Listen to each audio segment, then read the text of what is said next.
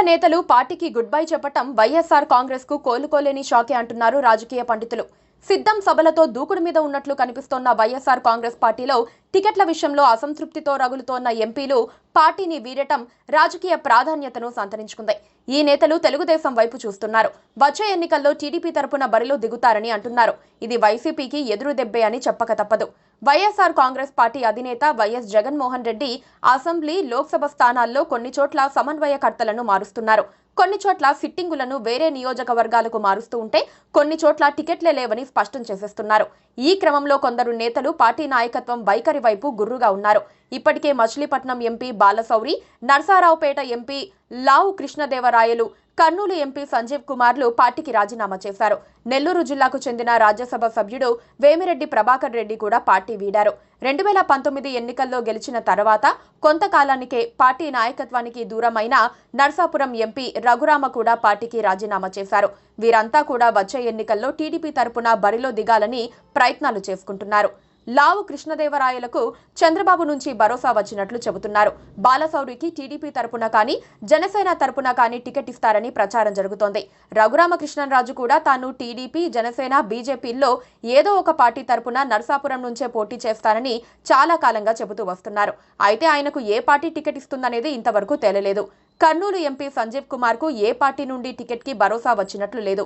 కాకపోతే వచ్చే ఎన్నికల్లో ఆయన పాలక వైఎస్ఆర్ కాంగ్రెస్ పార్టీకి వ్యతిరేకంగా ప్రచారం చేసే అవకాశాలు ఉన్నాయంటున్నారు. ఎంపీలే కాదు, టికెట్ రాని వైఎస్ఆర్ కాంగ్రెస్ ఎమ్మెల్యేలు కూడా టీడీపీ, జనసేనల వైపు చూస్తున్నారు.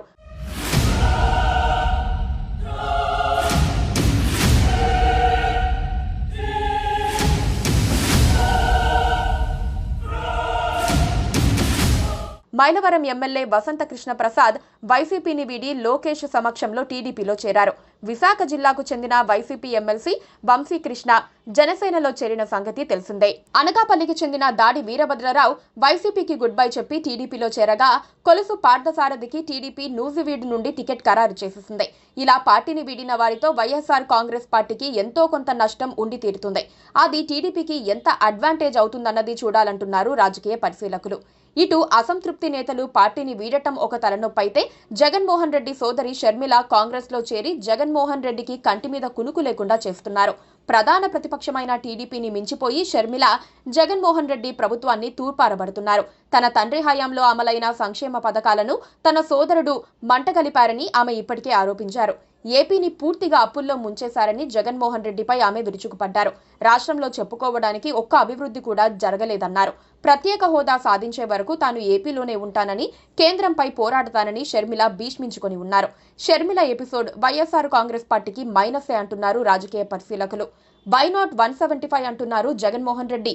వై నాట్ పులివేందుల అంటున్నారు చంద్రబాబు నాయుడు. జగన్మోహన్ రెడ్డిని గద్దె దింపి తీరుతామని శపథం చేశారు పవన్ కళ్యాణ్. కాంగ్రెస్ ప్రభుత్వాన్ని తెస్తామని, వైసీపీ ప్రభుత్వాన్ని ఇంటికి పంపిస్తామని షర్మిల అల్టిమేటం జారీ చేశారు. వీటన్నిటినీ అధిగమించి జగన్మోహన్ రెడ్డి తన పార్టీని ఎన్నికలకు ఏ మేరకు సన్నద్ధం చేస్తారు, ఎన్నికల్లో ఏ మేరకు విజయాలు సాధిస్తారన్నది చూడాలంటున్నారు రాజకీయ పండితులు. టీడీపీ, జనసేన కూటమి మాత్రం రాబోయేది తమ ప్రభుత్వమే అంటోంది. ఆ విషయంలో చంద్రబాబు కూడా చాలా ధీమాగా ఉన్నారు. మరి ఏపీ ఓటర్లు ఏమనుకుంటున్నారన్నదే ముఖ్యం.